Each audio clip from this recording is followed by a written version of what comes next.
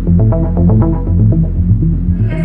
जाएगी इस पर बात होगी और उस चुनाव प्रबंधन समिति के बीच कैसे कार्यों का विभाजन होगा, यानी किसके पास कौन व्यवस्था देखेगा, कौन कार्यालय देखेगा, कौन बैठक और सूचनाएं देखेगा, कौन कार्यक्रम और सभाओं की प्लानिंग करेगा, कौन प्रशासनिक कार्य करेगा, कौन ढंग से चलेगा, तभी सभी कार्यकर्ताओं पदाधिकारियों के मन में संतोष का भाव होगा।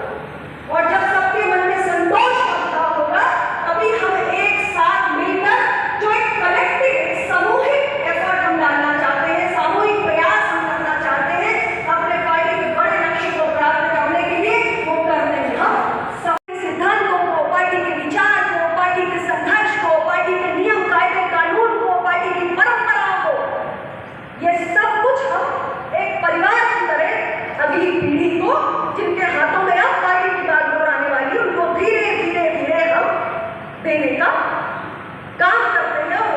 मैम, बात की जाए 2024 के चुनाव से INDI अलायंस बन रहा है, किस तरह की देखिए? पार्टी के संगठन को दुरुस्त करने के लिए हमने वाराणसी जनपद में 2 दिवसीय प्रशिक्षण शिविर का आयोजन किया है, जिसमें हमारे राष्ट्रीय और प्रदेश स्तर के पदाधिकारी प्रतिभाग कर रहे हैं और संगठन से जुड़े हुए अलग अलग विषयों पर कई तकनीकी सत्र आयोजित किए जा रहे हैं।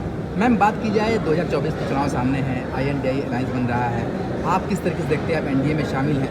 देखिए, इंडिया अलायंस जो है, इसमें जितने भी दल हैं, पिछले कई चुनाव में लगातार इन्हें जनता ने नकार दिया है। ये सत्ता से बेदखल है, इसलिए बहुत ही निराश है और इनके लिए एक सर्वाइवल का प्रश्न खड़ा हो गया है, क्योंकि आज माननीय प्रधानमंत्री नरेंद्र मोदी जी की सरकार की योजनाएं जिस तरीके से धरातल पर उतरी हैं, आज देखिए हम चंद्रयान लेके चांद पर पहुंच गए, अब हम अपना सोलर मिशन आज शुभारंभ कर रहे हैं। तो ये जो भारत, एक नए किस्म का भारत आज उनके नेतृत्व में देश के 142 करोड़ देशवासियों के सामने आया है, उससे बहुत ही ज़्यादा प्रेरित है। उनके नेतृत्व में देशवासियों का विश्वास है, इसलिए इस अलायंस को पूरी तरीके से जनता ने नकार दिया है और इसलिए सर्वाइवल का प्रश्न इनके सामने खड़ा हो गया और इसलिए किसी तरह प्रयास कर रहे हैं कि खोई हुई जो इनकी राजनीतिक जमीन है वो किसी तरह इनको वापस। क्या आपको लगता है कि लोकसभा जो चुनाव होंगे उसमें जितने सीटों पर आपने पिछली बार चुनाव लड़ी थी उससे ज़्यादा सीटों पर लड़ेंगे? देखिए, सीटों के बंटवारे के विषय में इतनी जल्दी ना कोई चर्चा हमने पहले किसी चुनाव में की है, ना इस बार हुई है। सही समय आने पर हमारे सहयोगी दल के नेतृत्व से बातचीत हो जाएगी। भारतीय जनता पार्टी और अपना दल 4 चुनाव से साथ है और हम आगे भी साथ हैं, इसमें कहीं कोई समस्या नहीं। कांग्रेस पूरे उत्तर प्रदेश में 80 सीटों पर चुनाव लड़ने की बात कर रही है। बहुत अच्छी बात है, लड़ना भी चाहिए। उत्तर प्रदेश की जनता के मन में क्या है, वो EVM के बटन के जब परिणाम आएंगे तो पता चल जाएगा। अभी तो हमने ओपिनियन पोल्स देखे, कितने सर्वे हो रहे हैं, तो जनता का मूड क्या है ये हमारे इंडिया गठबंधन के साथियों को भी मालूम है, देश की जनता को भी मालूम है, NDA वालों को भी मालूम है। हमें सिर्फ जनता के सेवक के रूप में कार्य करते रहना है और 2024 में हमें पूरा विश्वास है कि जनता का अपार आशीर्वाद। प्रियंका गांधी बनारस, फूलपुर, प्रयागराज तीनों में से चुनाव लड़ सकती हैं, ऐसा उन्होंने कहा। देखिए, किसी भी पॉलिटिकल पार्टी का कोई भी नेता कहीं से भी चुनाव लड़ने के लिए स्वतंत्र है।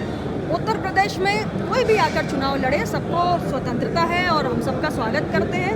मैं पूरे विश्वास के साथ कह रही हूँ कि हमारे NDA गठबंधन को और प्रधानमंत्री नरेंद्र मोदी जी को सबसे ज़्यादा मजबूती अगर कभी किसी राज्य ने दी है तो उत्तर प्रदेश ने दी है और 2024 में भी सबसे ज़्यादा मजबूती NDA गठबंधन को उत्तर प्रदेश से मिली जाएगी। मैम, आप लोग एक देश एक चुनाव के लिए आप लोग तैयार हैं? देखिए, ऐसा है, एक देश एक चुनाव का जो विषय है ये नया विषय नहीं है, पुराना विषय है। लॉ कमीशन आप देखिए 1999 में इसके संबंध में रिपोर्ट दी, 2018 में दी, 2015 में पार्लियामेंट्री स्टैंडिंग कमेटी ने इसकी बात की। तो एक पुराना विषय है और मुझे लगता है कि अभी कोई इसका एक खास खाका या मसौदा सामने निकल के नहीं आया है, लेकिन जब भी आएगा इस पर विस्तृत अध्ययन भी होना चाहिए और विस्तृत बातचीत भी।